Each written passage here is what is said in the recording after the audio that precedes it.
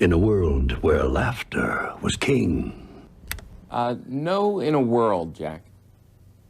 What do you mean, no in a world? It's not that kind of movie. Oh? Okay. In a land that... No in a land either. In a time... I don't think so. In a land before time. It's about a comedian, Jack. One man. No. When your life is no longer your own. What does that mean? When everything you know is wrong. That's wrong. In an outpost. No. On the edge of space. There's no space. A girl. No. Two girls. No. Now. No. More than ever. Stop it. A renegade cop. I hate you. A robot renegade cop. You're fired. You're fired. No, you're actually fired. I'm fired. Get out of the booth, Jack. No, I like it in here.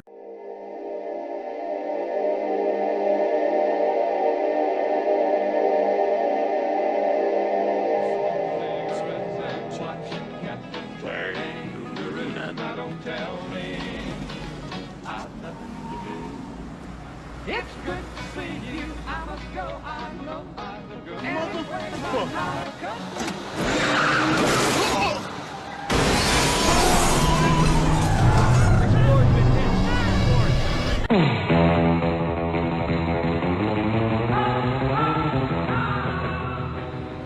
Hold him. Now you listen to me, you hillbilly punk who thinks the world's still round. I'm here to tell you it's not. It's flat.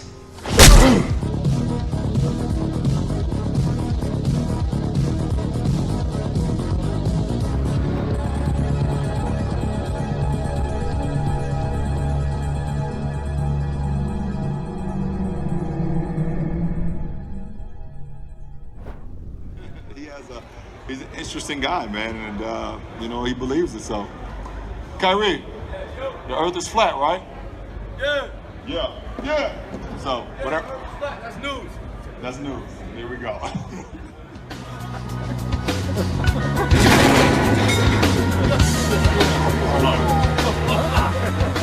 Now tuning into the truth frequency. Your protection from deception. This is Truth Frequency Radio.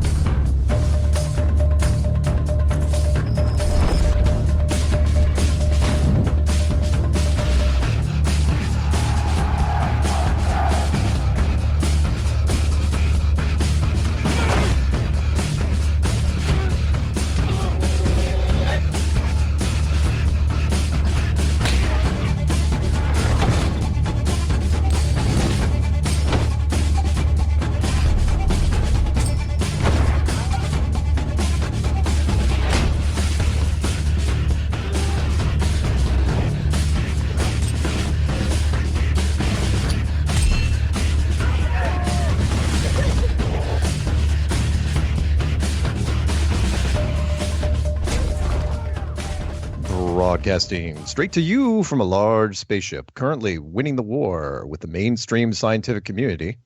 Meanwhile, the peanut gallery is wondering why Elon Musk has chosen a billionaire and some artists to be the first civilians around the moon.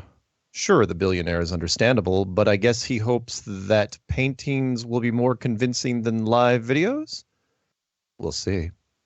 Hello, everyone, and welcome to Strange World, where the truth is often stranger than fiction. I'm your host, Mark Sargent, the creator of Flat Earth Clues, which propose that all of us are living inside a Truman Show enclosed structure thousands of miles wide. Check it out at enclosedworld.com or just Google Flat Earth Clues.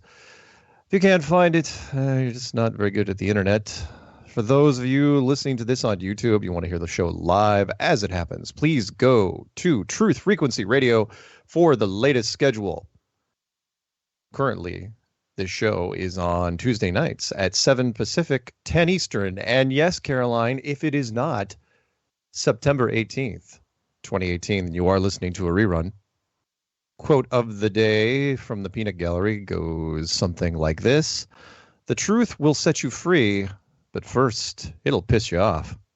That's from Mal Pancoast. That's a terrible name. Mal Pancoast. Oof. quick things before we get to my challenge and subject matter experts. It's going to be a call-in show tonight, so you guys can, I'll give out the number. I just want to make a quick announcement. Please send your prayers and good thoughts to the Peanut Gallery's cousin, Eddie, E-D-D-I-E, who yesterday suffered a heart attack. He is recovering in the hospital after he was revived. Mark Sargent 2018 Flat Earth Challenge is in effect. This is my personal declaration of war from Flat Earth against mainstream science. I, Mark Sargent, hereby put forth a challenge to any university, foreign or domestic, to loan me a NASA-approved self-contained spacesuit. Put me in a vacuum chamber and pull the switch. Sounds like a death sentence, doesn't it? For more information on this, please check out Flat Earth Clues number 13, The Lost Nail. Phone numbers to give out for the show tonight. Phone numbers are 213-233-3998. That's 213-233-3998. Or the old number works fine, 720-897-6111. It'll just reroute. The UK number is whatever country code you want to dial to get to the States, plus 44-203-393-2871. And the listen-in number is 605-472-9131. All of these numbers, of course, are on the Truth Frequency Radio webpage. And if you're listening to me now, they're literally sitting there right in front of you. So I'm rattling them off just because some people are just too lazy to look at the screen. So look at the screen and then call in. I'm going to read a quick article, and I know I will pick up Australia first because I know they're calling long distance, but I'm going to read a quick article. It has to do with Elon Musk because he is my new love-to-hate person. And the article, you guys can check out. I'm sure everybody that's listening to this now has already figured out that he has announced, the tourists around the moon, that's back on. Beforehand, last year, if you remember me, when I was spending a year in Canada, up in Victoria, when I first heard that at the beginning of 2017, he said that, by the summer of 2018, he was going to be taking 2 tourists around the moon. And I'm going, you're going to be able to pull this off in 18 months. You're going to build a manned spaceship program in 18 months. And I thought it was the most aggressive timeline ever. And then, of course, and I knew it was never, ever going to happen because you just, how in the world could you even do this? Even if you thought it was real, it is the boldest timeline, the most aggressive timeline I've ever heard. And, of course, he kicked the can down the road, and then it was off. Beginning of this year was off, totally done. And then, just recently, he said it was back on. And this time, he announced at least one of the people is going to be a Japanese billionaire. I could throw his name out there, but who cares? You're not going to know who this guy was, generally, unless they're an American billionaire or a billionaire that's tied to American media in some way. You're not going to know who it is. Like Elon Musk, for example. Why isn't he on there? That's a whole nother story for another time. And so this Japanese billionaire comes on, and he says that, yes, he is going to be paying for at least 7 or 8 artists to go with him. And that kind of threw me because it's like, okay, beforehand, you were going to take 2 tourists around the moon. You got to remember the biggest capsule we've ever sent only had 3 people in it. And you were going to boost that to 5. I'm guessing. I would think you'd have 3 pilots and 2 passengers. But now, in addition to the crew, they're taking a minimum of 8 people and maybe 9. So we're not talking about a capsule anymore. We're talking about a whole revival of the space shuttle program, which the Americans shut down years ago. Wow. How? Anyway, the point is, and the launch date isn't until 2023. That's why I don't really want to dwell on this too much, because 2023, that's 5 years out. And the American public, whoever's listening to this, they're not even going to remember this headline 6 months from now. They'll be like, oh, right, he was supposed to. 5 years? 5 years nowadays, so much happens every year. You got to remember the entire flat earth thing the journey that we're on right now is barely 3 years old. Imagine what'll happen over the next 5. Anyway, that all that aside, what caught my eye was a headline out of Australia, and I'm going to read it to you now. And then I promise I will get to the phone calls. So anyone who's on there, and I'm not even going to look, see who's on there. I know Australia's on there, so you might as well hang on for a few minutes or hang up and call back in 10 minutes. It's going to take probably 10 minutes to read this. Maybe not. This one's called Elon Musk Makes Bizarre End of Life as We Know It Claim. This is mainstream, okay? Tech billionaire Elon Musk has had a big week, and it's only Tuesday. In a bizarre speech delivered to a crowd gathered beside his commercial spaceship known as the BFR, Musk warned his guests that Earth needed to become a multi-planet civilization, and we need to do it right now. There could be some natural event or some man-made event that ends civilization as we know it and ends life as we know it, Musk rambled into a microphone. And so it's important that we try to become a multi-planet civilization, extend life beyond Earth, and to do so as quickly as we can. His strange comments came during an opening address at an event hosted by his company SpaceX, in which he announced the very first paying customer of BFR selected for a journey to the moon and back. The event, called #Dear Moon, that was the first time I've ever even seen that, revealed that the commercial sightseeing expedition would take about a week to travel the 480,000-mile round trip to the moon and back and would take place in 2023. Throughout the speech, the Tesla chief appeared jittery and would look off into the distance, often leaving sentences unfinished and sweating before having to remove his jacket. We want, to ultimately have life on Mars, the moon, maybe Venus, the moons of Jupiter, throughout the solar system, and then ultimately extend life beyond the solar system to other star systems, he said. But these bizarre claims top off a manic 3-day stint where the tech mogul has been sued for defamation, struggled with production issues with his electric car company, and promised to fix his customers' cars in less than 60 minutes. By the way, he's also still struggling to reassure anxious shareholders that he isn't a giant pothead after smoking a giant spliff while recording a podcast with Joe Rogan earlier this month. So it's no surprise that the mogul appeared a little worse for wear at his event on Monday evening. To understand how we got here, let's take a look at the last few days in the life of Elon Musk. And I won't read the rest of this. You guys can kind of see what's going on. But his headlines, he's been giving out so many bizarre headlines over the last 12 months that I didn't think it really could get much worse than this. Him coming out and saying, "Oh, we need to get the space program going because it could be the end of the world as we know it." Doesn't say how. Just says, "Oh yeah, it could happen," during a public speech. Okay. Anyway, I'm not going to read the rest of this. You guys can look it up. This particular one's on Fox News. Elon Musk makes bizarre end of life as we know it claim. This one was reproduced on Fox News. It'll be the same article no matter where you go. And holy smokes, there's a lot of calls. Okay, so let's get right to it. Let's jump over to. Might as well see what the Peanut Gallery is saying real quick. Patricia Steer says, "Have a great show." Thank you, Patricia. Let's see, Brian. I forget yes, the criminal investigation on him. Yeah, I didn't even want to get into that yet. You guys can look up the criminal thing on him. It's not nearly as interesting as the end of the world. All right, we're going to go straight to Australia. All right, Australia, you're off mute. So what's going on down under? Hey, Mark, it's Mitchell from Australia. Yeah, mate. Hey, what's going on? Can you hear me? Yeah, I can. I got a good Elon Musk headline. His father married his sister, divorced his mother and married his sister. That's probably why he's a bit messed up. Nice. Anyway. Nice. It's good. Anyway. Yeah. That's a true fact, by the way. Oh, really? I did not know that. Yeah. Yeah. Anyway, I'm doing an experiment that will absolutely prove whether the Earth is flat or curved. It's called Talk the Line experiment. Mm-hmm. Hopefully some of your listeners would have been able to hear it. You can look it up on YouTube, Talk the Line experiment. It's pretty much what Jared proposed, running a strong line across a tightly locked body of water and pulling it tight.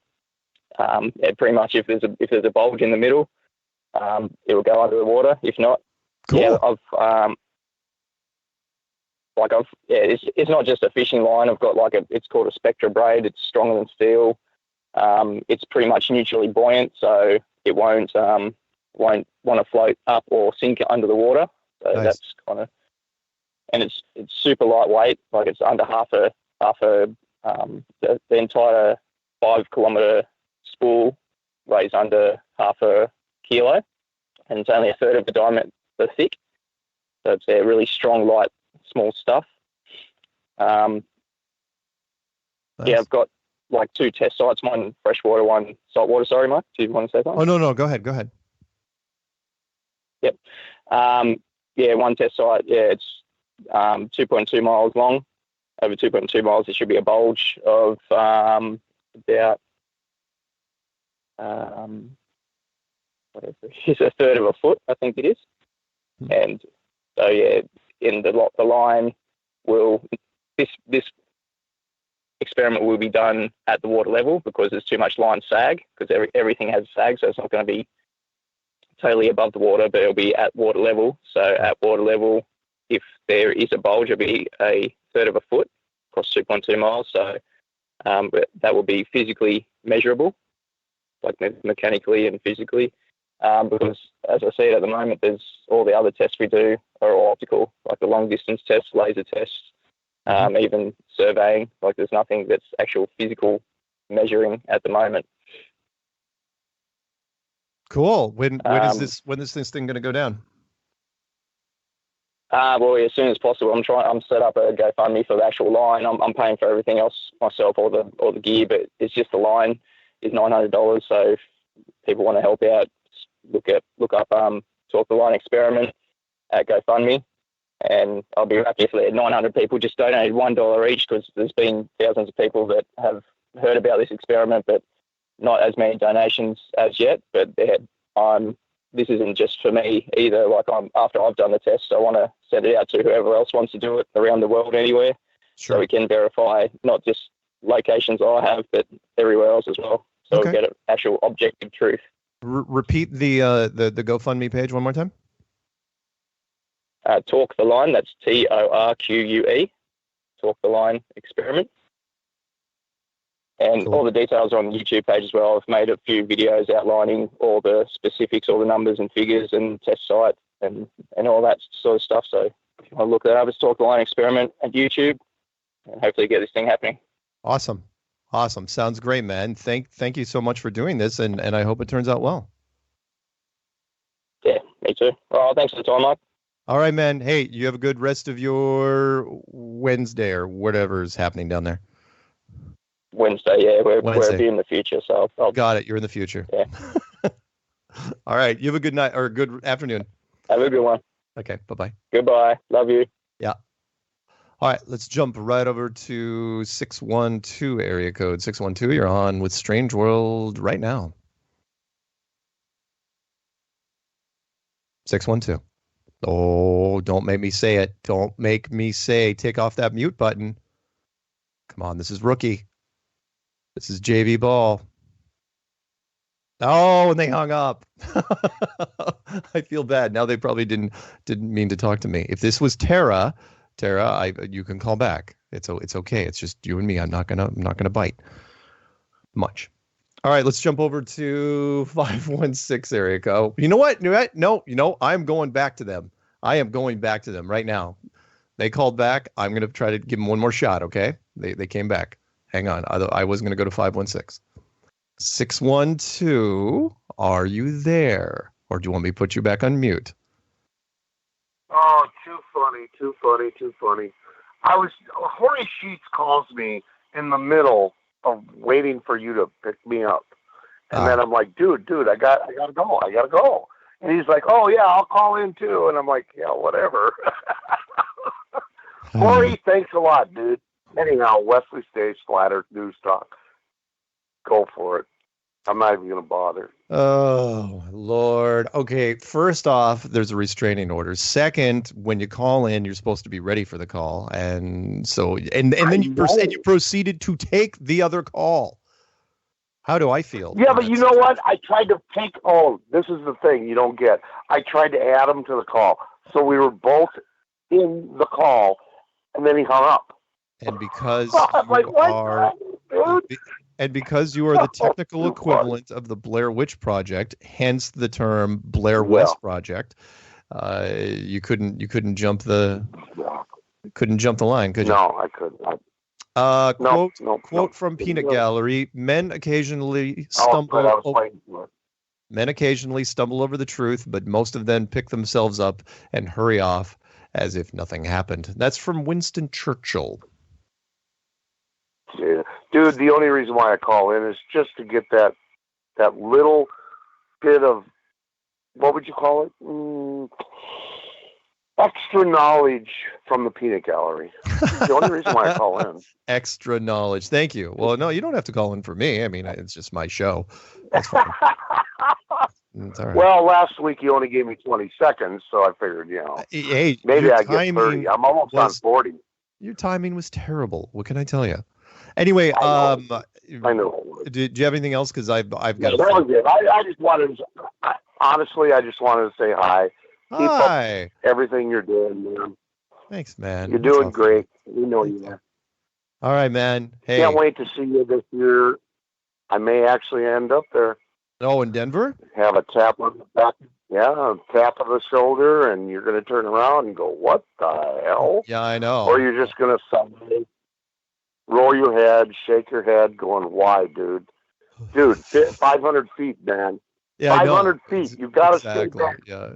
No. I hope you do come to Denver. And anyone that doesn't know what we're talking about, the Denver International Flat Earth Conference this year is going to be in November. It's going to be a lot of fun. You can just check it out at FE. That's F as in flat, E as in earth. 2018.com. There's still plenty of time. Tickets are available. I don't know what part's been sold out, what part hasn't, but check it out. It's going to be a blast. Anyway, Wes, I always intro you into a commercial. I love it. Well, no, we're not going to a commercial right now, though. I'm going to see if I can pick up a couple calls. No. I'm talking about your commercial for Flat Earth. Oh, right. Conference. Never mind. Right. Yeah, you are the intro for that. All right. Anyway, say goodbye, Wes. Goodbye, Wes. There you go. All right. So that was Wes. And now we're going to jump over to what I was supposed to pick up, which is 516 area code. 516, you are on with Strange World right now. Hello. Hi. Hi, is this Mark Corleone Sargent, the godfather of Flat Earth?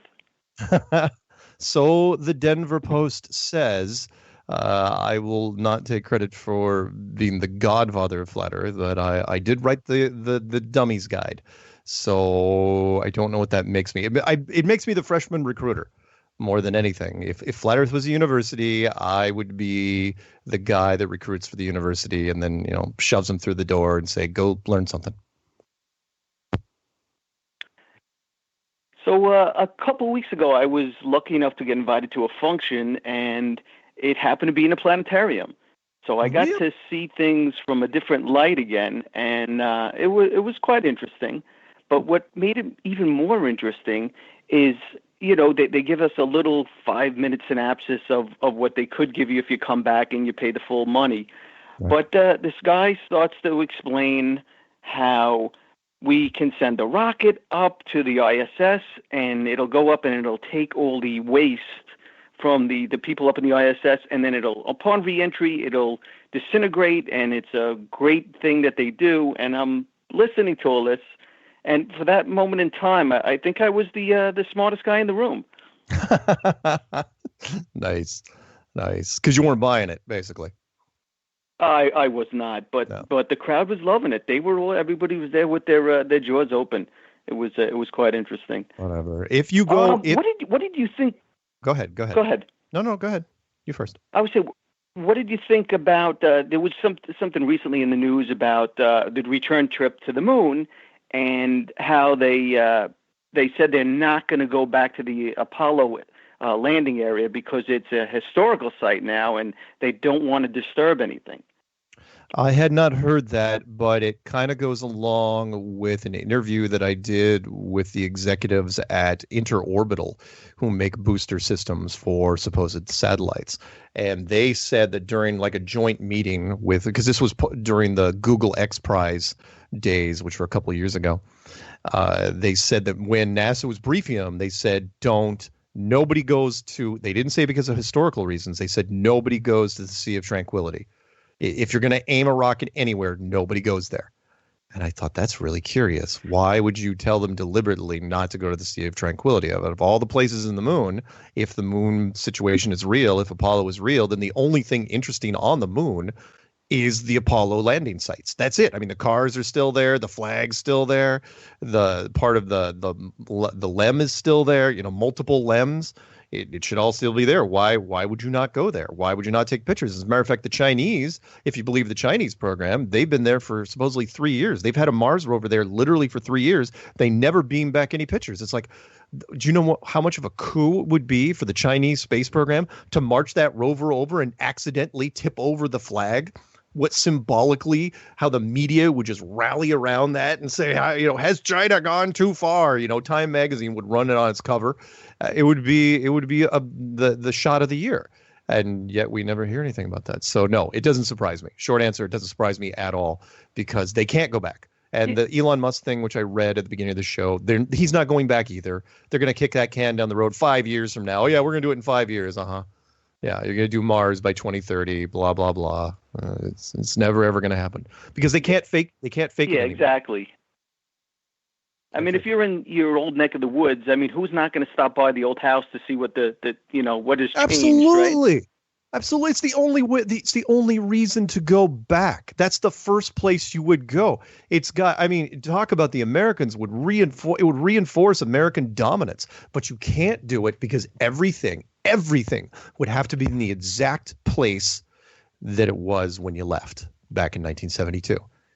Everything has to be perfect. And if one nerd in the middle of Nebraska in his underwear at 3 a.m. spots it, if he spots whatever it is, like, hey, that car was facing the other way. Look, I got a snapshot of it from 1972. That car shouldn't even be there. People would freak out. He'd post it on the internet, and that's it. You can't fake anything anymore. It's kind of like the reason why all directors of all movies right now should be scared out of their minds, because there's all these websites like moviemistakes.com and moviescrewups.com and all these different things, because everyone just goes frame by frame in Blu-ray, and if a coffee cup moves from one side of the room to the other, they'll call you out on it. So it shouldn't happen ever in real life, because it's real life, right? So yeah, interesting stuff. Anyway, you got about 90 seconds. What else you got? No, I'm good. Keep fighting the good fight, Mark. Well, thank you. Thank you very much for calling in. Thanks. All right. See ya. Bye-bye. All right. So with that, we're going to pick up, because we got a couple, maybe we'll carry this person through the break. We're going to pick up 737. 737. You're on with Strange World. We may pick you up during the break unless you just want to say hi. Hey, just passing on the word to y'all. Plenty of great things are happening. If you're following QAnon, I would say everybody needs to research electricity, because that is what Q is. Cool. And all I gotta say is buckle the F up. It's okay. It's not a network show. You can swear. It's totally fine. Oh. All I'm going to say is the more you research energy, the more you realize Q is HRC and Donald Trump's sun and moon, positive, negative. Right on. It gets cool. Crazy. Right on. It gets crazy. And you got 15 seconds to the music. Any shout outs? Hey, look into electricity, everybody. You can put it together. All right. Everything. You can put it all together yourself. Easy. Right on. And just like that, there's the music. All right, man. We'll talk to you soon, okay? Hello, Colby. This is the White House. Thank you, bye. Speaking. Hello, my old friend. How are you today? Finally, it's time for a daily chess match. Are you ready? Yes. My last move yesterday was a queen from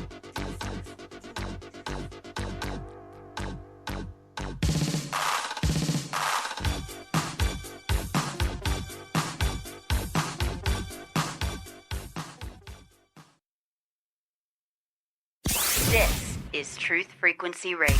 No hate, no hype, no fear. Real people, real radio.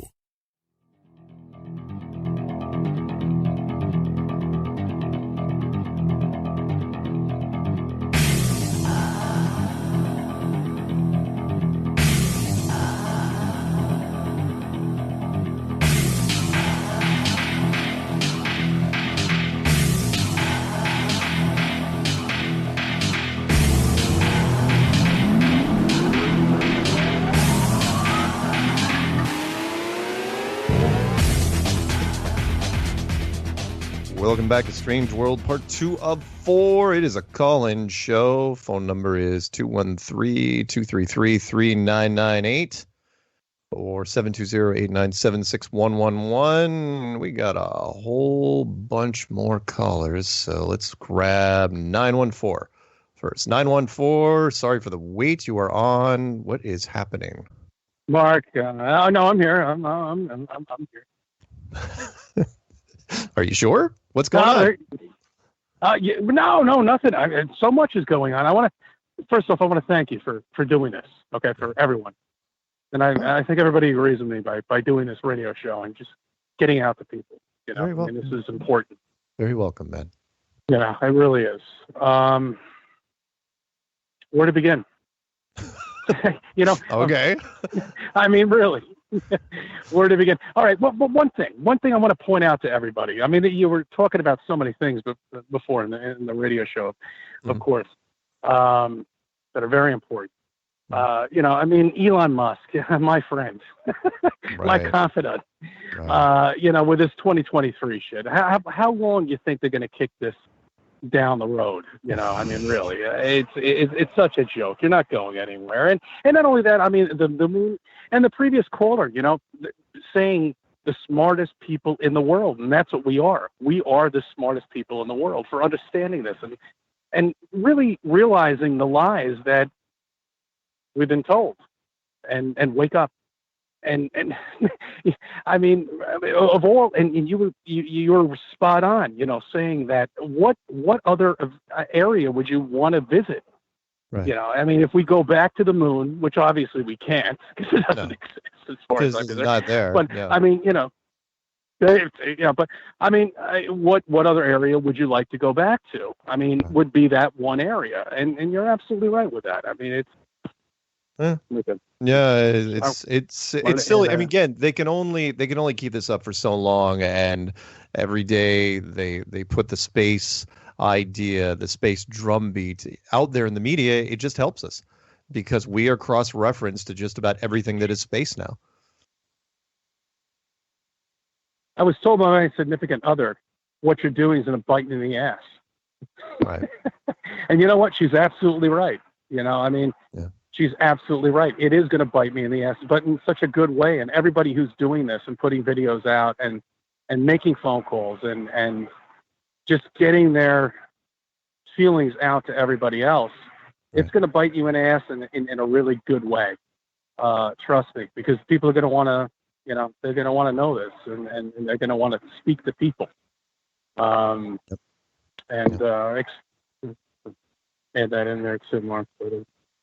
You know, once again, the show's great. I just wanted to touch base with you, of course. Well, thank you. Thank you. Again, it's I appreciate it a whole bunch, and you know, like listening to your stuff. Do you want to do a shout out for your channel since you're on? Oh yeah. My channel's CC. You know, YouTube. Capital C. It's capital C space capital C, right?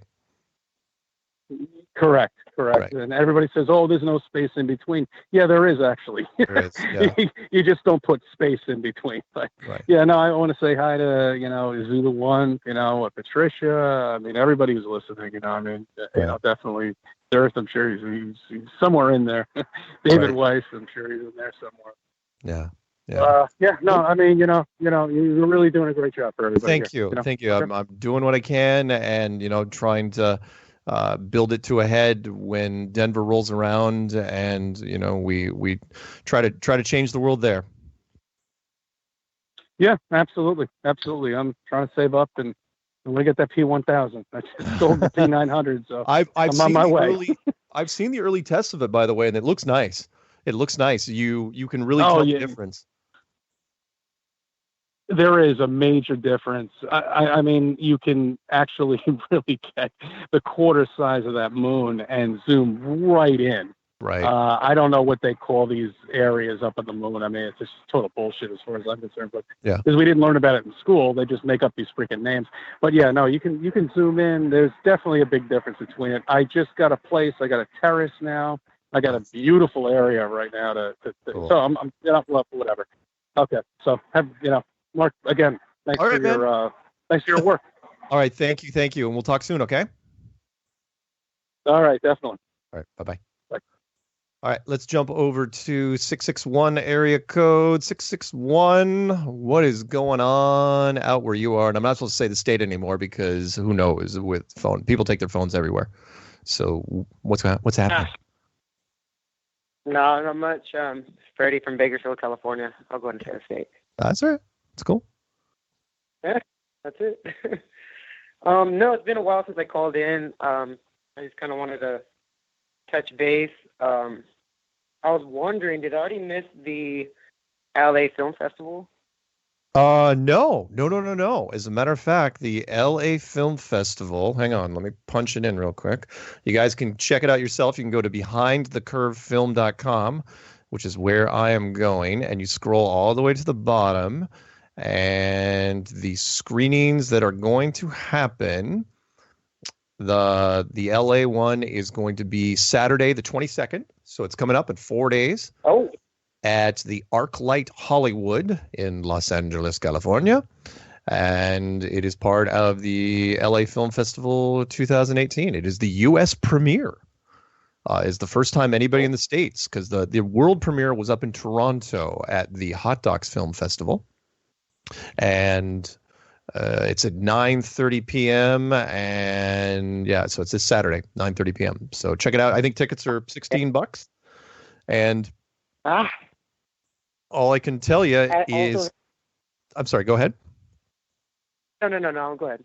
Oh, I was about to say, for anyone out there, got to remember, if you've been in Flat Earth longer than 3 months, remember this going in. And I cannot stress this enough. I've been telling everybody I can, and that is, this movie isn't meant as a Flat Earth cheerleading movie. It is not meant to convince people. It is not meant to even persuade people. It just plants the seed. And I think it plants it very, very well. And if you go to this premiere in Los Angeles, you'll understand. Because at the end, you'll have a lot of people just asking questions. I saw it firsthand when I was up in Toronto. I would expect no different from any of the showings we've had so far. And so, yeah, check it out. Los Angeles, that's the first time anyone in the States is going to get a chance to see it. Oh, man. I remember Pasadena Meetup, the film or crew was there, and got pretty excited about that. Yep. Some of that stuff is in there, and quite a bit of the conference from Raleigh is in there as well. Oh, man, that's awesome. I came across something in February, also in California. I just went through it on Facebook today. Yeah, real quick about Facebook. Oh, yeah. There's a big thing that's going to be happening. We'll get more details as the year progresses. But yeah, there's going to be a kind of a Flat Earth conference thing that's going to happen in Los Angeles in February, which will be different from the conference in Denver, which is in November. Right. So I'm really going to try to make that one for sure. I don't know about this Saturday, but yeah, for that one. Yeah. Check it out if you get a chance. I know it's a little late, but I think it's the last showing for that night. So it's not like they have to clear out the theater, so you guys can kind of linger and hang out and do whatever. Just don't throw anything at the screen when like an astronaut comes on or a scientist, or because you remember it's both sides of the aisle. It's both pro and con. We're featured in most of it, but they do have people from the scientific community which are talking about it inside the movie, and it has to be done that way. Sorry, it just has to. If it's not shot that way, it is a Flat Earth propaganda piece, and it would not be taken as seriously. At that point, the scientific community would come forward and they would say, hey, why don't you have opposing views in here? This way, they can actually say, oh, yeah, not only did we have an astronaut and 2 scientists, but we actually had a psychologist in here talking about it. Now, they didn't get to talk very much, but they were in there. So we can, they had a token presence. Anyway. Man, I can't wait to see it. Yeah, it should be a lot of fun. That sounds great. Yeah. One last thing. Facebook has been kind of crazy as of late. I was listening to a show earlier about the space hole thing, and that is people are just blowing up on that space hole. Right. Everything else. The space hole, for what people don't know what we're talking about, was a hole that appeared in part of the hull of the ISS recently, and the astronaut fixed it with some epoxy and his thumb or finger, which makes perfect sense because the power of the vacuum of space wouldn't rip all his skin off. In fact, in fact, it wouldn't even gotten to that point because once a hole it shows up in the side of the ISS, it's not like the old school, oh, we need to get some duct tape on that quick, hey, oxygen's getting pretty thin. No. The atmosphere would have vented out that thing in a fraction of a second. All of it, including all the ones in your lungs, and everyone would have died in their sleep instantly. And well, they would have died, they would have panicked first because they would have died from whatever it is when you run out of oxygen, when your lungs start bleeding. Anyway, so yeah, there was what the killer is when oh boy, who was the astronaut, the Canadian astronaut that posted that picture? Somebody help me out here. It's not Scott Kelly, it's the other guy, Chris Hadfield. He posted a picture. He said, "Oh yeah, here's the hole, blah blah blah." I made some little joke, and it was a hole that was used by an album cover by a Christian rock band called Remedy some years ago, and then before that, it was used by NASA like 10 years ago. And there's rumor that this picture actually goes back. It looks like an electron microscope picture of a really really tiny hole from a long time ago, and it looks like it was a picture possibly taken back in the 80s. So, but at the very least, it's at least 10 years old because that's the oldest timestamp we have on the internet of this picture. So why was Chris Hadfield using a picture from an event that happened 10 years ago? Remedy Drive, by the way. Caroline chimed in on that one. It says Remedy Drive. It's called Remedy Drive. Fine. Album Nazi. Jeez. Anyway, anything else before I jump over? In fact, you know what? Just because of that, I may pick her up next. Okay. Yeah. Last thing. Shout out to all the people, flat earthers, trying to make a difference. I know Facebook. I recently kind of just started doing this. Just add if I see a Facebook like suggestions for you. I don't even have to really look at their profile. If I see like flat earth or anything on there, I just try to add them. Nice. And adding more people to my Facebook friends kind of helped me with my personal friends when they try to attack me. Got it. Or when they call me ignorant or you don't know science or you just you don't know physics. And, my flat friends community are really trying to back me up for the most part. It's hard when all your friends are just. I got a little tip for you before I let you go. Then, if they're going to give you crap, all right. I know Patricia says don't say the word crap. Use trash or garbage. It's much more refined. All right. So, what you want to do is grab the nearest athletic ball you have, whether it's got to have air in it. So like a basketball or a football or a volleyball or whatever. It can't be a baseball or a golf ball or something like that. So like a basketball is perfect, right? And you show it to them, right? And you say, squeeze the sides of this thing. Seems pretty tense, right? Seems pretty tightly packed, right? That's only a few pounds of pressure in there, right? Higher pressure on the inside of the ball, lower pressure on the outside, right? And they're going to look at you and go, what's your point? And you say the point is, why doesn't a spacesuit do this? Right? And then they say, what are you talking about? It's like, well, there's air on these inside the spacesuit and there's massive low pressure. In fact, it's the ultimate low pressure. It's no pressure on the outside. That spacesuit should be looking like a basketball, trying to do its impression of a basketball. And they're going to look at you and go, and eventually one of them, if you have enough people around, they're going to say layers. They're going to say, oh, it's got to be layers. It's all the freaking layers. It's like, no. My winter coat has layers, right? Layers only keeps the snow out, right? Layers only keeps you from getting cold. It's a thermal thing. It has nothing to do with the vacuum. It does absolutely nothing against the vacuum, right? All the layers just sandwich into one. I don't care if you have 30 layers on a basketball, it's still going to try to look like a basketball because if it's soft, the only thing can stop it is a hard shell. So how come, it's not good English, how come a spacesuit doesn't look like a basketball? Not even close. Doesn't even try. You can bend your arms and legs, fingers, work at complex electronics, build satellite dishes. Perfectly fine. Nobody's seen, and there's no resistance at all. Tell me how that happens. Anyway, that's my little tip for you. I'm rehearsing this because I'm sorry. Go ahead. No, I was say thank you. Like it's funny because like they started calling me #FlatEarthFreddy, and I don't even mind it. No, you should. I'm about to take it in. Yeah, why not? Wear it with pride, it has a nice man. ring to it. Wear it with pride. Yeah. All right, man. We'll talk soon, Right okay? on. All right. All right. Awesome. Thank you. Bye. Bye-bye.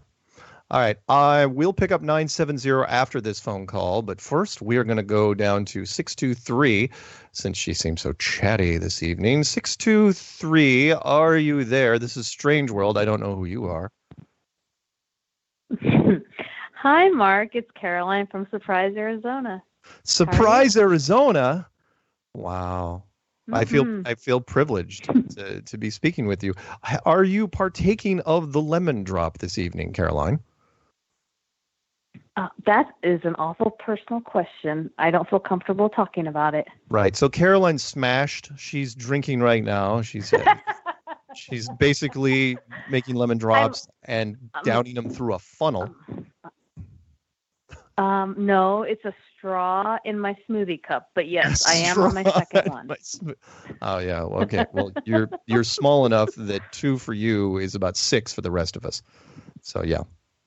I probably should stop at 2. Yes. Probably should History stop. agrees with me. Yeah. So what can I do for you this fine evening, Caroline? Oh, so I was just going to tell you a little story for your audience too. So I'm headed out with. Oh, first off, I want to say, hey, Travis is on the line too. The Plain Truth, Travis. Oh Hey. yeah, here I am. Am I? Hey, so here I am flirting with you, and then you're gonna drop that on me. That's great. Super awesome. Really, really. Yes, smooth. we have you on record. Yeah. Yeah, that's what you want to do. Bring the romantic interest into the call silently. What is this? A party line? What are you doing? Yes. All right. What's okay? What's your Yes, story? yes, Go. it is. Go. What's your story? So okay, so I'm going to California this weekend we're going to watch your doc at the film festival. Cool. And we are prepared. So I called Vistaprint this week to get my cards. I have cards that you've seen, Mark, but the audience might not know that they say Google Flat Earth Clues. They say a couple other things on them. They have an Einstein quote on the back, and I drop those off at different places when I'm shopping. I put them by the credit card machine. I put them in different places. I've given them out. People, I think Wendell puts them. He puts tape on the back of them and he sticks them at, like when he's going through a drive-through, he'll put them at the edge of the little shelf right there so that the next car sees it sticking right there. So anyway, but I called Vistaprint because I ran out. I had to get some more. So called Vistaprint, talking to the representative, and she pulls up my card. She goes, "Oh, nice cards." And I said, "Really?" And she goes, "Yeah, I've heard about Flat Earth." I said, "You have?"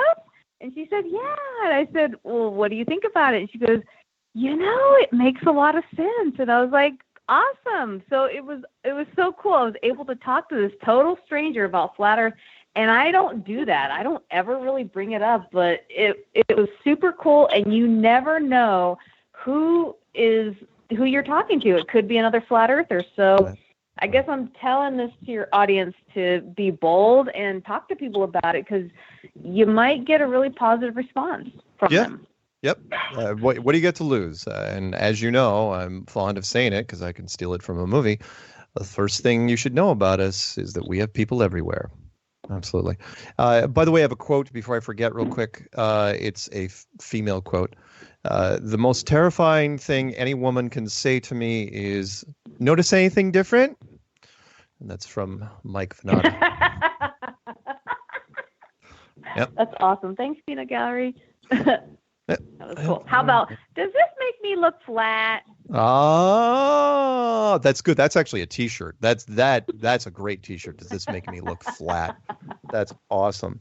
Yeah. And again, I'm going to remind you, because you're going to this thing. Don't forget, and I remind you especially because you're such a great cheerleader for the Flat Earth, and that is, don't forget what this movie is. Okay, just don't forget that. I know you want this to be a blowout. If you're a football fan, you want it to be 28-0. This is not that movie. This is something else. This is putting the seeds in. This is flat smacking. That's what this is. But it has to do it in such a way that they don't feel like they're being ambushed. You don't want people walking out of the theater 30 minutes in. And you still might have a few of those people. You can boo at them, maybe throw some popcorn. But I mean, we had, I think, two couples walk out on the screening I was at up in Toronto. Now they were older, you know. Really? Yeah. Well, I mean, you're 70 and you're watching this thing. You grew up with Apollo. They're like, whatever, bunch of lunatics. But I think the younger generation is key, because the older generation, a lot of them, they're hopeless. We can't reach them. Yeah, I agree. But again, it's going to be great to have flat earthers there, mostly because remember, and try to stay. What I'm curious about is I don't know if there's a Q&A at the end of this. I think there is, because there's only one showing, but stay for it, because you can. Yeah, I will. Because it'll intimidate the squares. You know what I mean? Yeah. I'm not going anywhere, and I'm going to have my flat earth shirt on, so there will be no doubt. Right on. Right, I'm on. Right on. I should have a couple lemon drops in me first, then I'll get brave. No, well, you could. I mean, I'm sure there's a bar right next to it. All right, I have to pick up at least one more call before this. So it was lovely talking to you and your future ex-boyfriend, and we will we will talk Thanks, soon. Mark. Okay. I appreciate the optimism. Oh, hey. Okay. Hey, bye. You know what? Bye, kids. Yeah. All right. So that was our two lovebirds. Let's go to 970 area code. 970, you're on with Strange World right now. Sorry for the wait. Hello, Mark. Yeah. Hey, my name is Slavik. I'm calling from Palisade. Hey. I'm a civil engineer here, and I want to throw something out there Sure. for people to fiddle with. Sure. So I'm going to talk a little bit of shop here. My specialty is hydraulics, open channel hydraulics, and I've done studies on rivers miles long, and never ever, the curvature of Earth into consideration. It never is even mentioned or implied in the reports. So the other thing is, you have an opinion on the Suez Canal as well? Do I have an opinion about it? Yeah. Same sort of deal, right? I didn't. Yeah, I mean, the thing is, nobody ever did that. I mean, Suez Canal was the ditch digger's greatest dream. Nobody ever. I mean, that part is pretty amazing too. Yeah. And I turned into flat Earth by watching a video of a civil engineer from Florida, and he would throw a couple of things about planes landing while Earth is spinning, and then he did a little experiment on Lake Okeechobee, and lakes are very easy to play with. I mean, you always see the other shore even if it's miles away, and no sign of curvature. But here's one thing that you can always bust chops of the surveyors. Okay.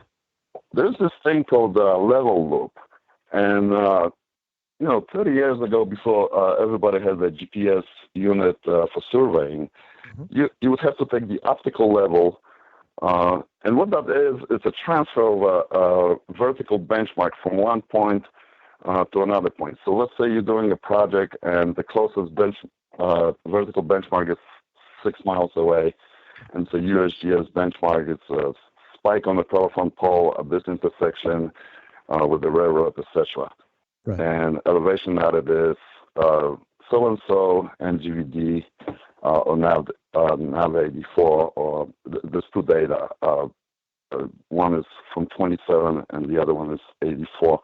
They're trying to, a bunch of maps were made with respect to the datum 27, but now they are all being converted to 84, which is the more accurate, quote-unquote, benchmark. And you would ask a surveyor those days, to do a level loop, which means you come off of that benchmark with the optical level in the rod, and you move over. You do, you traverse essentially to the point where you want to set the new benchmark, and then you have to come back and check your original bench. Yeah. Right. You gotta You're close. gonna have an error of some kind. Go ahead. You got about 45 seconds till the music starts. So go.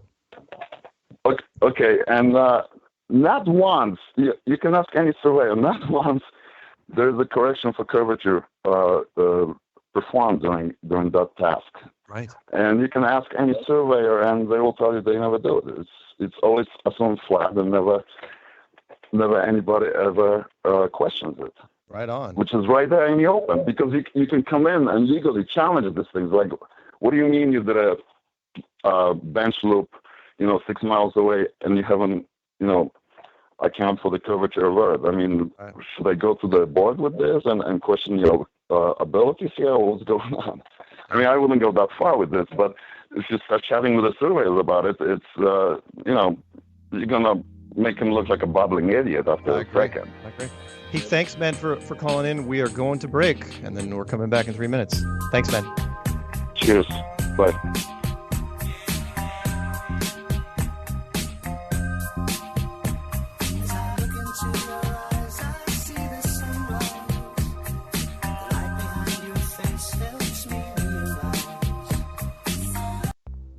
Censorship and regulation is becoming an ever-growing. This is Truth Frequency Radio. The wicked ones obviously under heavy Masonic influence.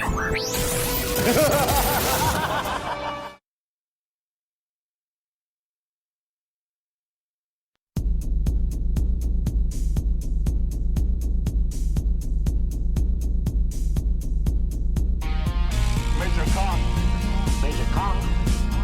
I'm ready to target the ICBM complex at Laputa. Switch all receiver circuits to CRM discriminators. What's cooking on the threat board? Nothing. All right, tell you what you better do, old buddy. You better give Elmo and Charlie a flash, man. Bump everything up to condition ready to stand by the motor on your head. Major Kong. Major Kong. Hey, what about Major Kong? Clear and plain and coming through fine. What about It's great to be fine. What about Major What's Kong? happened? You see the string in my leg scarring. What about Major Kong? I never told you. Hey, what about Major Kong? Welcome back to Strange World, part 3 of 4. Doing a call-in show, and there's a lot of people still lined up, so let's get right to it. Let's go to 214, area code 214. You're on with Strange World. Hey, 214. Hi, Mark. Hey. Hi. Can you hear me? I can. Hi, this is Chris Pontius with the Flat Earth Model Guy. FlatEarthModels.com. Chris Pontius, the foremost expert on 3D flat Earth models for the community. Yeah. And also say hi to everybody. And by the way, people in the United States are going to be getting their first look at you because you were also covered in the documentary Behind the Curve.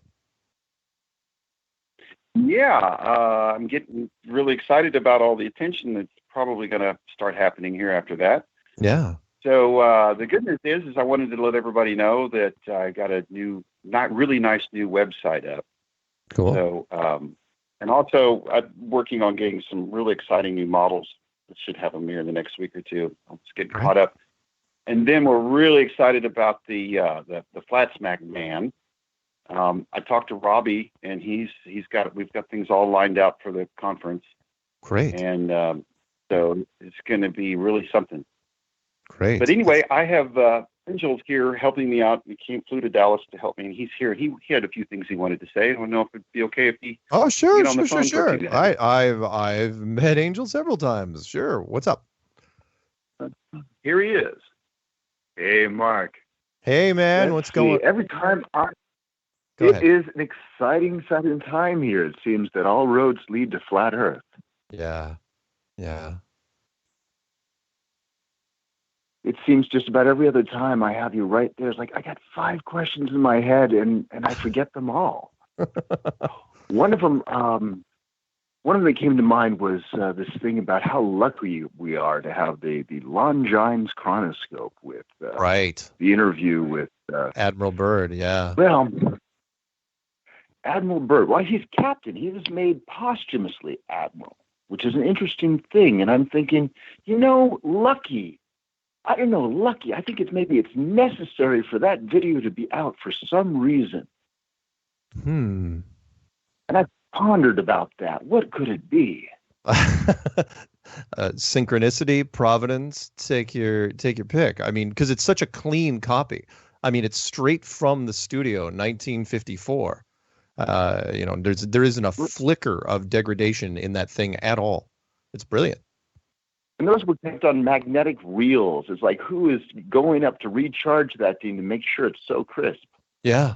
And then pop it out for, how many leaps it had to take of technology of, that's outdated and that's outdated and that's outdated. Right. 4 steps until we got it. And it's like, yeah, I think it needs to be out there for some purpose. Right. Right. And it wasn't even copyrighted for the first 2 years that it was out. And then only later did somebody come back and finally at least copyright it so to where you can't monetize it anymore. But it was Creative Commons. It was fair, free use to anyone, which was just blew me away. It's like, wow, that's pretty impressive.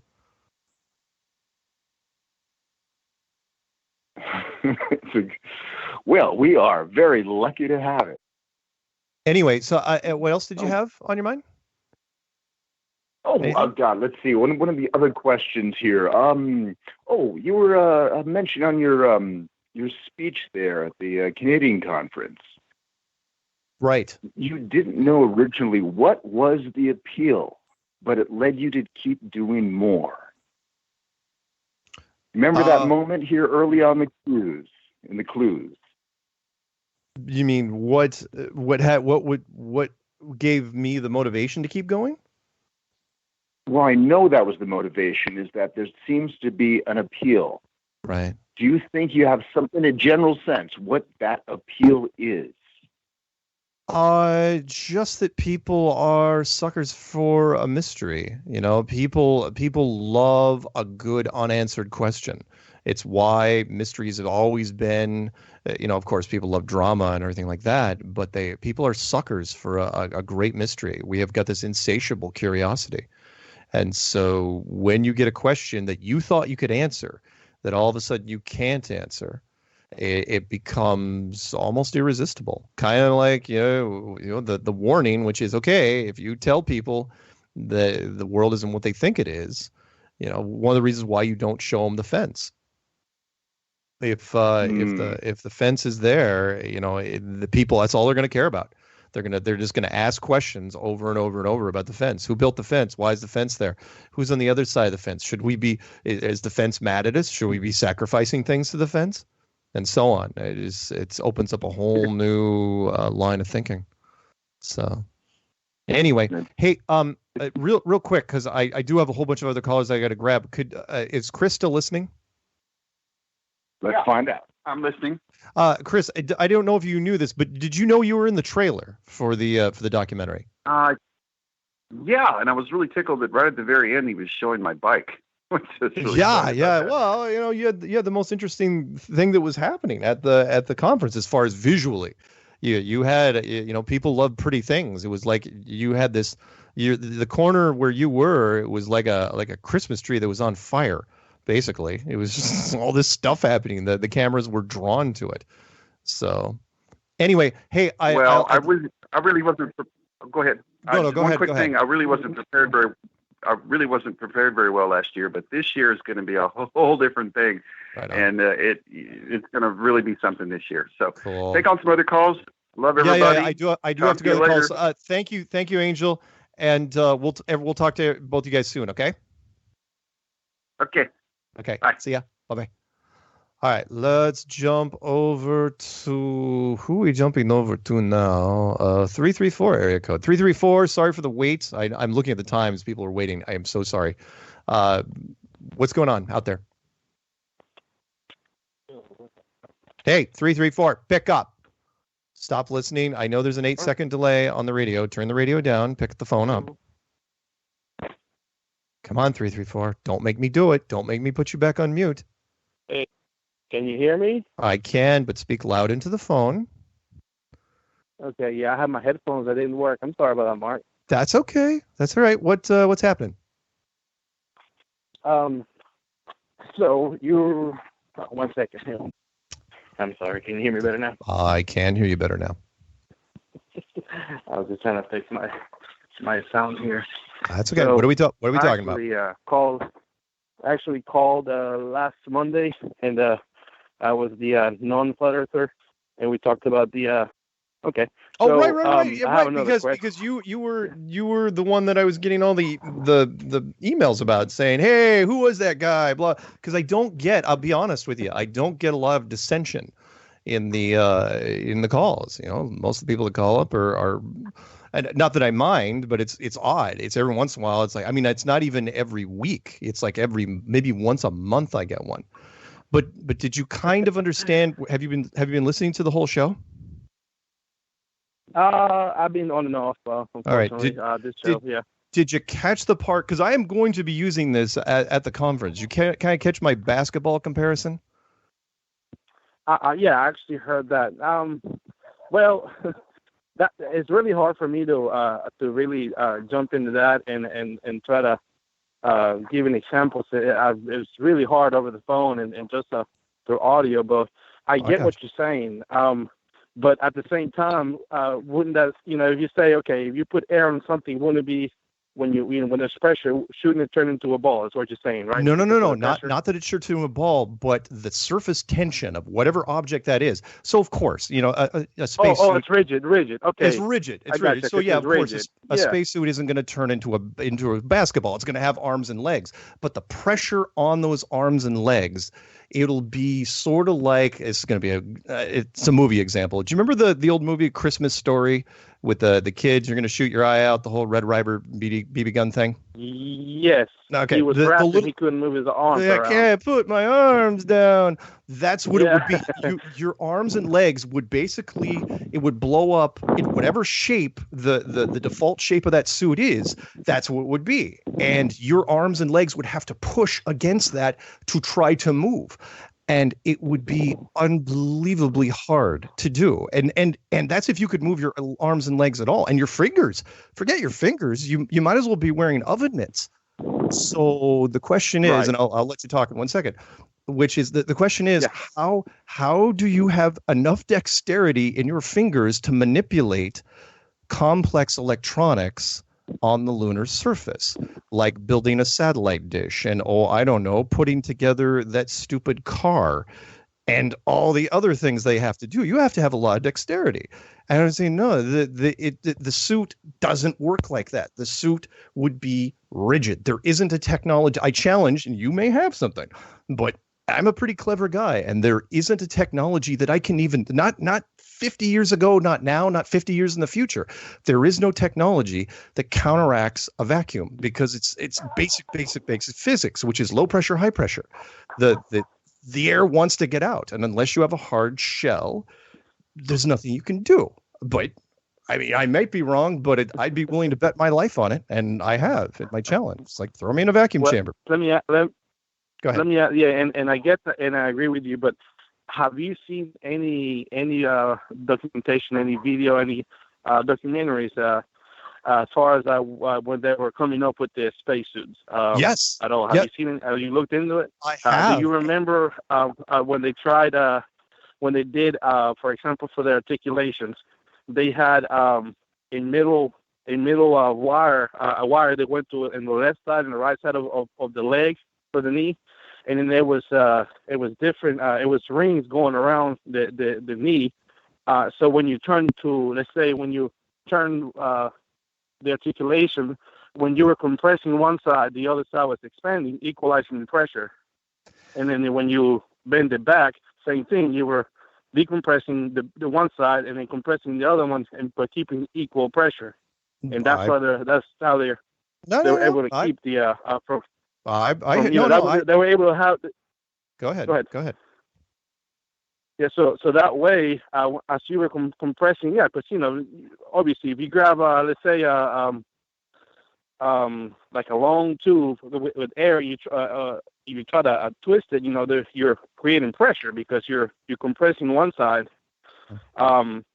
but when you have that articulation that keeps it from bending back, it equalizes the pressure. It's really hard to explain what I'm talking about. I don't know if you've seen that. No, I'm understanding some of this, and that is you can force some articulation points. Sure, if you're lucky, but not all of them. Not all of them. We're talking not just legs, but elbows, fingers, maybe some shoulders. Right. Oh yeah, especially the fingers. I know that it's really hard to make articulate that, and also keep it sealed so the air doesn't come out. And I believe what I've seen is that the tools and the equipment they use, they were made so they wouldn't have to use they need to have that much dexterity. Pretty basic stuff. But of course that's here. That's just what they say. No? I know. Hey, look, I'm not criticizing you. Look, I love the space program. I always did for the longest time. But there were some things that just really, really bothered me, especially since, again, even if you could convince me, and I said this in my video, The Lost Nail, I said, even if you convince me in 2018 that we had the robotic technology to pull this off, 1969, that was a long time ago. And it's like, and plus we're talking self-contained backpack stuff. I just don't see it. We all the audio tapes I ever heard of those guys running around the moon, driving their car, playing golf and making jokes. They never once did I hear anybody talk about air pressure and valves and anything. It's like, like you would think one of them would say, "Hey, Fred, my O2 level seems like it's a little off. I'm getting a little lightheaded." Or somebody is like, "Oh, my suit seems to be a little more rigid than normal." They never, ever talked about it. It's the whole Star Wars glossing over thing, whereas up until the very last movie, no Star Wars movie ever talked about gas gauges. Ever, 8 movies. Nobody ever talked about gas gauges. You just went to wherever you want. The nothing ever, empty, full, never ever happened. And then only in the last movie, when they talked about it, did people like, "Hey, wait, what's different here?" Oh, right, they're talking about gas gauges. That's kind of what they did on the moon with a lot of things. They just glossed it over. Anyway, anything else? Yeah, that's a good point. I had another quick question. Okay. Because I saw what you said at the conference. One of the 4 reasons I think it was about the believing the flat Earth or the questions actually you sent to the scientists. Oh yeah. And George. Right. Yeah. Right. So what? So one of them was that the moon makes a 70 mile shadow, but the moon is actually bigger than 70 miles, and it will be impossible for an object that big to make a smaller shadow. Is that correct? No. It's similar, very close. Which is okay. So I was in the blackout zone. I got to go there. They flew me down for it in Salem, Oregon, and the blackout zone was only 70 miles wide. That's not the part that's bugging me. The part that's and I know the explanation you're going to go into. It's like, well, it makes this convex shadow and it condenses down to 70 miles, and with the atmosphere and all these other factors. Like, okay, fine. If that is true, then the same thing should apply to the Earth. Meaning, when the Earth goes in front of the moon, when it does that whole lunar eclipse thing, you should also have a blackout zone. Just like the moon in front of the sun, the Earth in front of the sun, you should have that same sort of blackout zone. Only the Earth is 4 times wider than the moon. So if the moon we'll just do a quick math. So the moon is 2,000 miles wide, 70-mile blackout zone. The Earth is 8,000 miles wide. The blackout zone should be 280 miles, which is big. That's a pretty big blackout zone. In fact, you would be able to see it without even binoculars. You would be able to see it on the moon. You would see a blood red moon with it looked like an eyeball. You'd have this dark black section crossing it at some point. Well, that's a good point. But I believe that talking about how the Earth is 4 times bigger, but I don't think that it works proportional like that. That's what I think. That's a good point. I didn't. And now that you say it, I understand it. But that's the one argument I have. Yet I'm going to go and look into it. Either way, I'm not just going to go ahead and rebuttal that. But I'm going to look into it. So that's why I called. So. Cool. Well, thank you. And by the way, I like your calls. I wish there were more people like you that would call, and maybe, who knows, I might get more. But you're the first one I've had in probably 2 months. Anyway, I got to pick up some more callers because unfortunately we've got them backed up. In fact, I've got one from the UK that's calling in, which is weird. So I got to say goodbye to you for now. Okay. I will see you next Monday. Okay. See you, man. Tuesday, by the way. All right, let's jump over to, we're going to pick up some long distance ones quick. I'm sorry, 334, or I'm sorry, 504. I got to pick up these long distance ones. So let's pick up 905 first, and then if we have time, we'll jump over to UK. 905, are you there? International, probably Canada. Yes, Mark, how are you? I am well, how are you? Not bad. I'm going to be short because I know you got you're backed up, but sure. I got to flat smack some Jehovah's Witnesses today. Why would you do that? Because they were standing at the corner and they were bunkered down, and if you want to tell them to relook at your Bible to see that the earth is stationary, which it mentions so many times, and I'm not a Bible thumper by any means. I don't subscribe to anything, but it makes religion a whole lot more interesting once you realize the earth is flat and evolution, and we're a speck of dust in I don't even know. No, I hear you. A galaxy. And for those Christians out there, and I know there's been a story recently about a pastor who went to a Christian conference recently, and there was a flat Earth seminar in there, and he was fired by the congregation as soon as he got back because he went to this thing.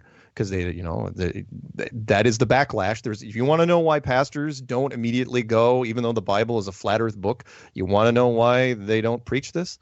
That testify for flat Earth, it's because of this. And even though there is only one verse out there that they can hold on to, that they cling to, which they have elevated to veto power, which is Isaiah 40:22, which is he who sitteth upon the circle of the earth. Remember, circle is not ball, globe, or sphere. Circle is circle. A dinner plate is a circle, technically. So is a hubcap and a roulette wheel. So, yeah.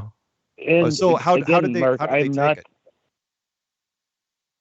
it? Pretty good, but one apparently is my neighbor who recognized me as I was walking up. He's like, "You live across the street from me." Man. And I was still going to tell you the earth is flat. But what they're forgetting is all of Genesis. And I'm not a Bible guy, but chapter 1, I've read that. Like, it's not hard to get through, 16 pages or more of a chapter. But the sun and moon are inside the firmament. Yeah. Again, explain the Tower of Babel. Yeah. Oh, and I've asked, when I first became a flat earther, I asked all the religious people that I thought were religious, what's your take on the firmament? They're like, the what now? Nobody had any idea that firmament basically means dome or encasing or enclosed or... It's all right. Remember, and again, I only learned about this when I first learned about it. Don't forget the overall message, and I'm going to make this into a T-shirt before it's over, and that is you're not there to convince them. You are not there to persuade them. All you're there for is to plant the seed, light the fuse, and walk away. Treat them no different than you would a cherry bomb. All right? You light the fuse, and then you get the heck out of there because it could be bad, potentially. You know, you've seen it. People sometimes lose it. I mean, luckily, we haven't had anybody throw themselves off a bridge or decide they're going to drive their car into oncoming traffic. But and I honestly would have banked on some small fraction of a percentage that would have gone down that road. But so far, we've been really, really lucky and really good. So I'm hoping to continue that streak. Yeah, I agree. And nobody should do anything crazy. But when people blow me off, I just say, remember where you heard it first. There you go. You heard it first from Charlie. And, nice. Brian, yeah. Yeah. Well, Brian, as far as the people that I'm talking to. Right. Charlie might have been there before Eric and you and Jared and the rest of them, but I don't think so. Not anything, Charlie. Anything else? You know what movie reference I'm talking about, right?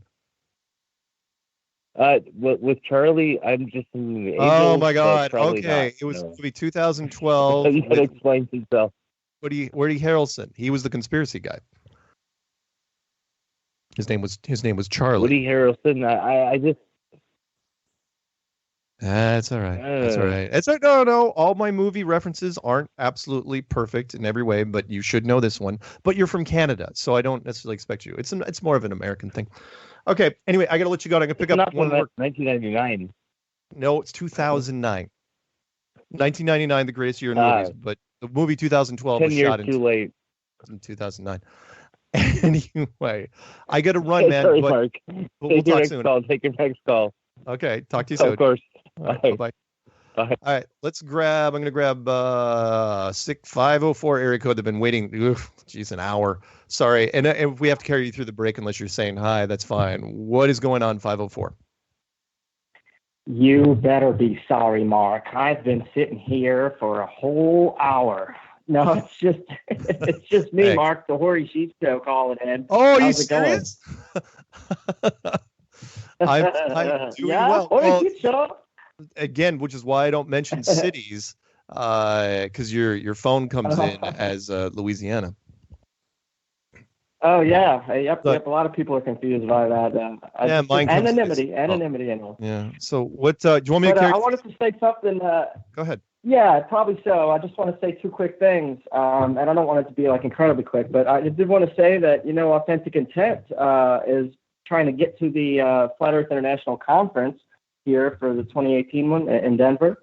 Those of you who don't know, Robbie Davidson's putting on another great one over in Denver, Colorado. And Authentic Intent, or Joshua Swift, he's a great activist. He's trying to get there, and he's asking for some funds.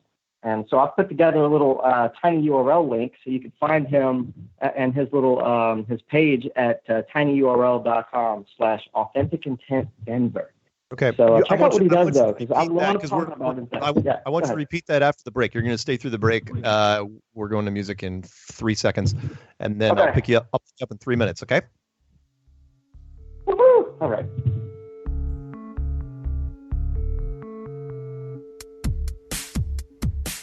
It seems to me so strange. Check wallet for his name.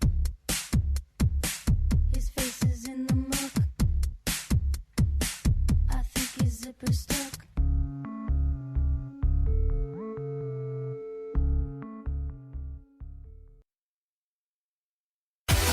No hate, no hype, no fear. You're listening to Truth Frequency Radio. We are TFR.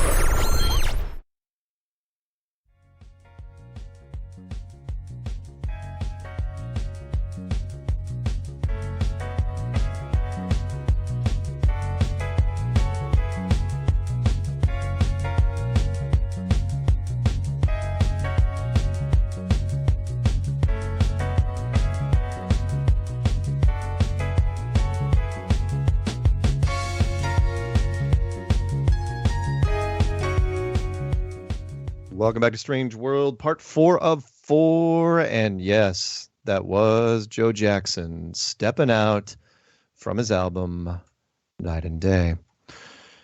That wraps up a 3-hour Justin Bieber Wine-a-thon, followed by the Taylor Swift Hour of Power. But right now we have the Hoary Sheet Show. Are you broadcasting right now, or are we just talking? No. I have I'm going to be doing a live stream in just a little while after this. I'm going to be flat smacking again in the Tesla, and I cannot wait. It's been like days, so I have to get my fix. I know a lot of other people are waiting to get their fix. The Tesla is very the Tesla is very, very catchy. Anyway, I'll give you another couple of minutes. What else do you want to say? What else you got? So here it is. I wanted to say that Authentic Intent's trying to get there. And so I put together his little link to get to his page is a tiny URL link. So to get there, if you want to help out Authentic Intent, who's doing a lot of great flat Earth activism, live streaming. It's tinyurl.com/Authentic Intent Denver. That'll lead you right there. He's raised about 400 so far. And I know I've probably asked for, I think I asked for 600. And because believe me, I couldn't afford to go myself. I had a lot of people telling me, Hori, you have to go. You have to go. So I'm going to see you up there. You're going to be there, Mark, right?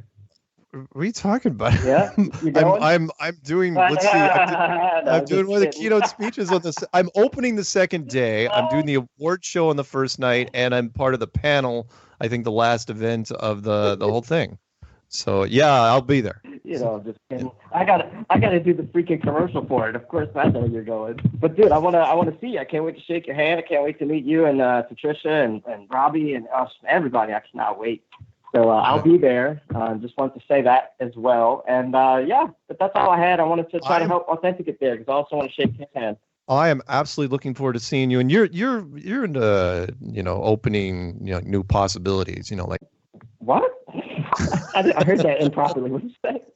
Maybe I heard that wrong. No, you didn't. What did you say? I was trying to throw you, and I did. That's what you call, folks, a curveball.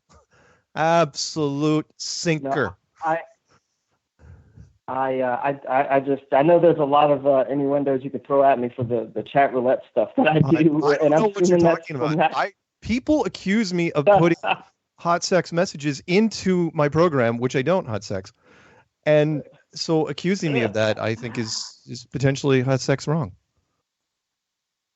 Well, I don't blame you for asking something like that, because if you just know what chat roulette's about, and you know what I have to go through when I flat smack there, oh boy. No, Denver's going to be a blast. And so are you broadcasting tonight then, real soon?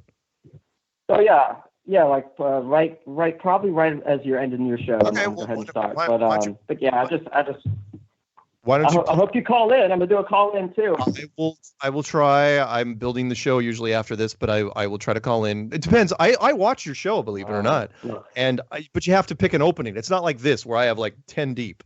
There's tons of people in here. I can't. But I will see if I can pick a moment. Plug your show real quick before you go. Yeah, it's the Hori Sheet Show on YouTube. I'm also streaming to Twitch and everything else, Periscope as well. But the best people are in the Hori Sheet Show on YouTube. That's Hori, HORRY, sheet like a sheet of paper show. Okay. So take care, and it's fun. I do the news. I talk about all the latest Flat Earth news and channels, get you caught up on the news, and I flat smack the heck out of people. It's hilarious to watch. So check it out. Thanks, Mark. All right, we'll talk soon, okay? Bye-bye. Okay, bye-bye. All right, quote. We're going to do a word quote. The Peanut Gallery developed a quote. I don't know if it was for Hori or not. Once upon a time, we soared into the solar system for a few years. Wow, for a few years. Then we hurried back. Why? What happened? What was Apollo really about? And that was from Carl Sagan. I wasn't trying to do my best Carl Sagan impression, but all right, we're going to pick up 909, then 845, then 479. We'll see what we can grab. I don't know if I'm going to be able to grab everybody, and I'm sorry for the UK that came in. They're at the bottom of the list now. I may pick them up, depending. We'll see. Let's go to 909, area code. You're on with Strange World. Last chance to call in. What's up? Hey, Mark. Hey. Hey, this is Jose calling from Fontana. Hey. California. Hey. Hey, what's up? So I first heard about Flat Earth listening to InfoWars, Alex Jones show. Eddie Bravo was on. Yeah. And, it seems to me that I've been listening to InfoWars since like 2007, and so I've been awake to all the corruption and all the lies of the government. But since Eddie Bravo got on, it didn't seem like Alex Jones kind of was filling the Flat Earth. No, he won't. And if Eddie and I would have had any sort of dialogue, I could have warned him beforehand, except that Eddie is an Eric Dubé guy. And if you're an Eric Dubé guy, that means you automatically hate me. So the deal was, and I've told this story a few times, but I'll tell it again real quick, which is at least 18 months ago, even pushing 2 years ago, the Alex Jones show contacted me and they said, hey, we'd like to, it was a really odd question. They said, how long can we do a show about Flat Earth without actually saying the words Flat Earth? And it's like, and I said, I go, maybe 10 minutes. Maybe you're going to be dancing around in a little while, enclosed world, flat plane, but eventually you're going to say the words flat Earth. And they said, yeah, we can't. Eventually. Yeah, and they said we can't do it. They were afraid, like they wouldn't be the first. I've done and not done a bunch of shows because they were afraid of the backlash, petrified of the backlash. Yeah, big time. I think that Alex Jones is he probably feels like that would kind of hurt his reputation. Oh my God! He always talks about. Oh yeah. He always talks about space all over him. In fact, mainstream, because mainstream does use Alex Jones from time to time. He is kind of their gateway in and out of the conspiracy world. They would immediately go to him and say, kind of like the reason why Kent Hovind couldn't do it. Alex Jones, they'd say, look what Alex Jones is into now. He has finally gone off the deep end. I mean, that's what everyone would say. And he wasn't willing to risk that. And that would be their. Yeah. I think that would be the thing they would go after him about, and I understand why he doesn't do it, but yeah, I mean, thanks to InfoWars, I kind of got into that. I paid attention. I was like, oh, whoa, flat Earth, what's going on? So now I'm with it now. And I had one quick comment too about Donald Trump and the Space Force. Sure. Space Force. He's trying to do it. I think Donald Trump actually is aware of the flat Earth, and I think he's pretty much calling NASA's bluff. So he's trying to force him to make it, and you see how everybody's kind of backtracking now, and they don't want to do it. Right. But then I read an article today saying that some head guy from NASA, now they're saying that they are going to push to go to the moon. Whatever. Yeah. We'll see about that. You can talk talk about it all day long until you have a rocket with a person in it. I don't want to hear it. I mean, I'm sorry. You can. People I think they're going to fake it. I think they're catching on to us, right? So they're going to try to fake a big flight to the moon again. Yeah. To shut us up. Never going to be able to fake it, but we'll see. Sorry, the internet's too good. We are too good at putting things under a microscope. Anyway, any shout outs before I let you go? Because I got to pick up New York. No, that's it. Hey, keep doing a good job. Thank you. Thank you. And thank you for calling in. It's people like you that make me proud to be doing what I'm doing. Cool. Thank you. Talk to you soon, man. All right, let's go to 845 area code. Start spreading the news. I'm leaving today. I want to be a part of it. New York. There you go. That's about the best you're going to get out of me. I don't know, that's fine. How's it going, Mark? It's going well. How's it going with you? Not too bad.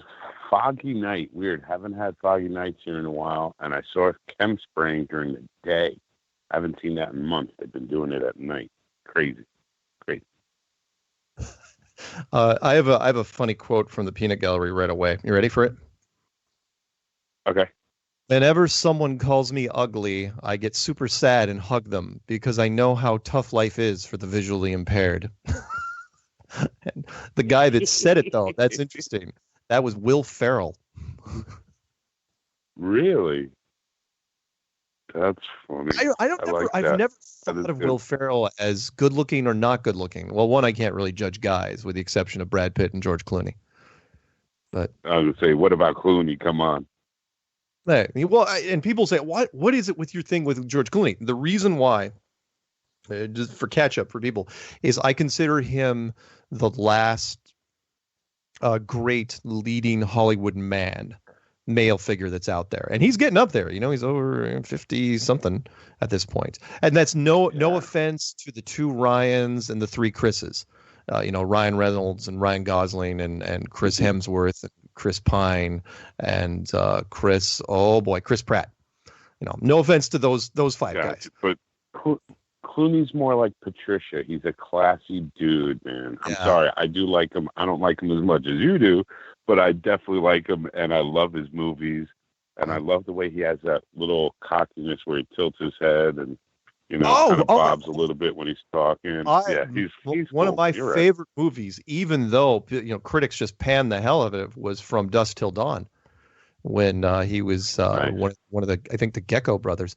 By the way, thank you for the segue. I forgot about. Well, I didn't forget. I am going to be on Flat Earth and Other Hot Potatoes with Patricia Steer, the lovely and classy Patricia Steer, tomorrow at 3 Pacific, 6 Eastern, on the channel otherwise known as FEOHP, otherwise known as Flat Earth and Other Hot Potatoes. So there you go. There's your plug. If you're still listening, Patricia. I don't think she's still listening. She probably, who knows what she's doing. Counting her gold. I'll try to make it quick. I know you have people. Yeah, we got. One, I wanted to mention, I wonder if maybe they're not putting the flag in the movie because they don't want anybody to see that it wiggles and jiggles and looks exactly like it did in No Atmosphere. Sure. And what Mark, just one of the parts. Is the First Man movie starring Ryan Gosling, part of the 2 Ryans and the 3 Chris's, that was directed and stars a Canadian. And for whatever reason, they said, and they weren't shy about this, they said, this is a human achievement. This isn't an American achievement, in which I come back and say, no. No. If anyone should get credit for faking the moon landing, it should be the Americans. Don't start blaming this on a multinational thing. The UN had nothing to do with faking the moon. I love that. It was all us. So take a pat on the back, America.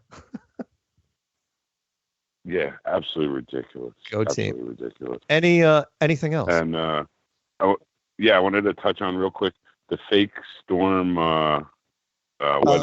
The weatherman. Oh my God. Yeah, I mean, look, it's an old trick. Weathermen have been doing it for a long time, and that is milk it, ham it up. Which is, look, yeah, I know the wind's only blowing at 30 miles an hour. Make it seem like it's 60, because people don't want to see you just standing in the rain. They want to see you suffer. They want to see you blowing around. But that being said, if you're gonna shoot that. If you're going to do the wide shot, make sure you don't have some chuckleheads walking behind him like it's no big deal. Yeah. In shorts, no less. It's like, come on. Horrendous. But it just goes to show everything on TV is bullshit, fake. Well, not exactly fake, but definitely exaggerated. The Americans are notorious for that. Enhanced. There you go. So the Weather Channel, nice one. Guys. Yeah, right. Yeah.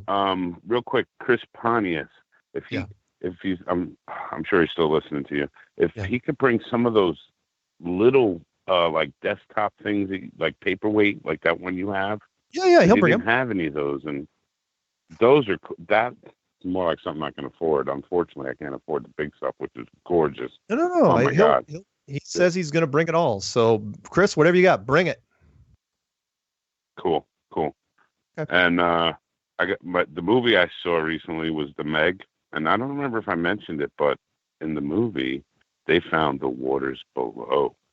Ooh. They went down and they find water underneath the water and go down there. It was interesting. I know it's just a little thing, but hey. Nice. Seems like Peanut Gallery, by the way, is bugging me to get you off. So that sounded weird, didn't it? Yep, I'm going. Sounded weird. Sounded a little My quote is, Go ahead. The way I see it, if you want the rainbow, you got to put up with the rain. And that's Dolly Parton.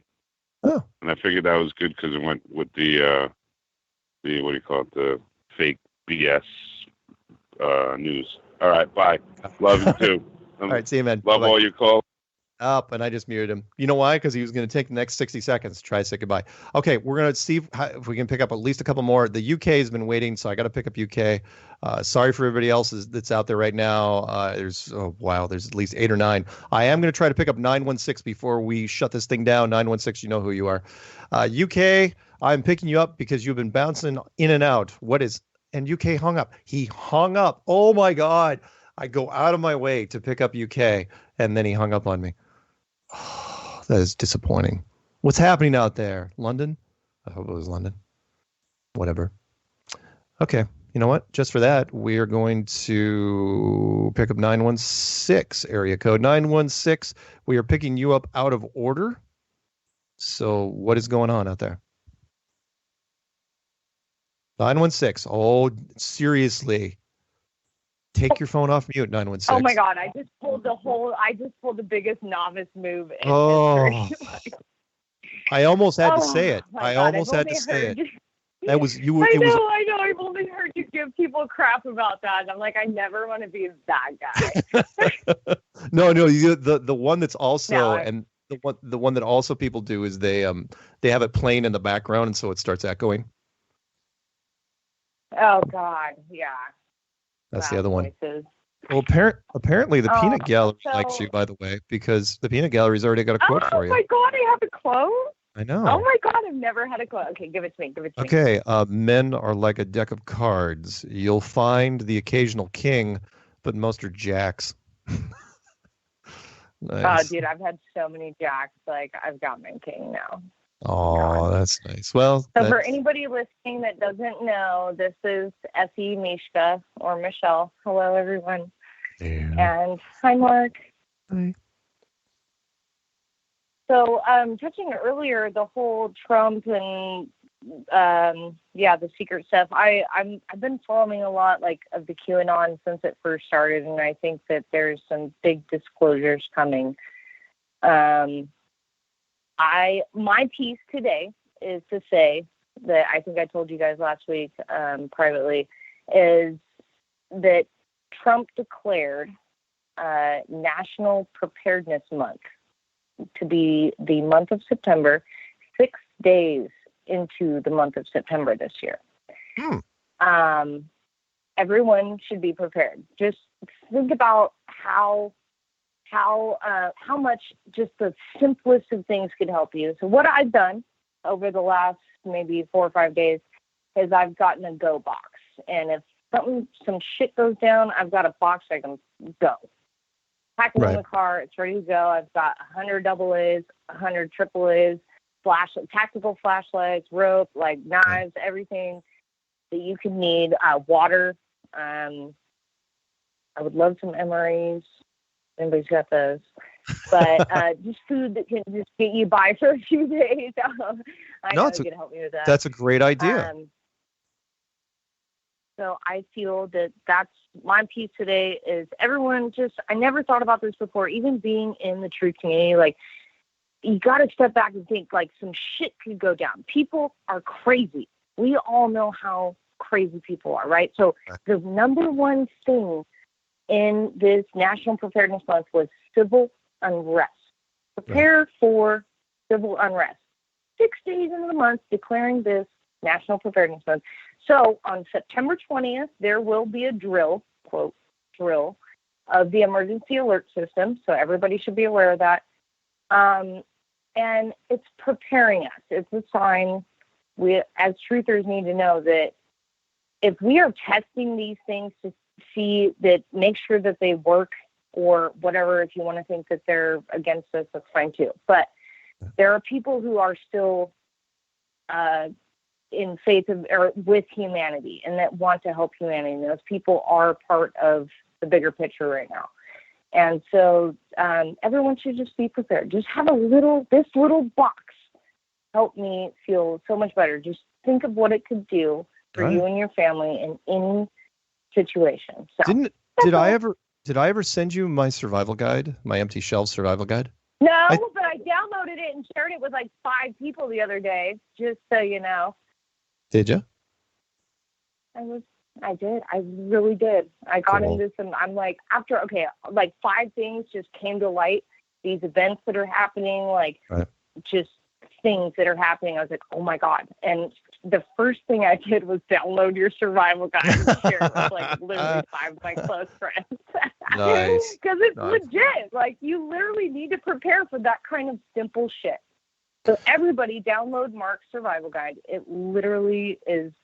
Yeah, you can also email me. Just email me at msargent23@comcast.net and say, I want your survival guide. It's free. It's 2 megs.